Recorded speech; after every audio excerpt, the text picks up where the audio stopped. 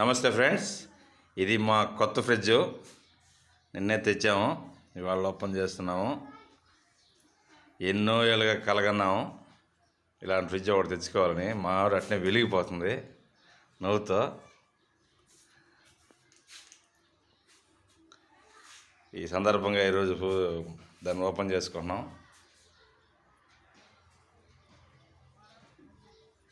$15,000 బాగుంది. చూడండి ఫ్రెండ్స్,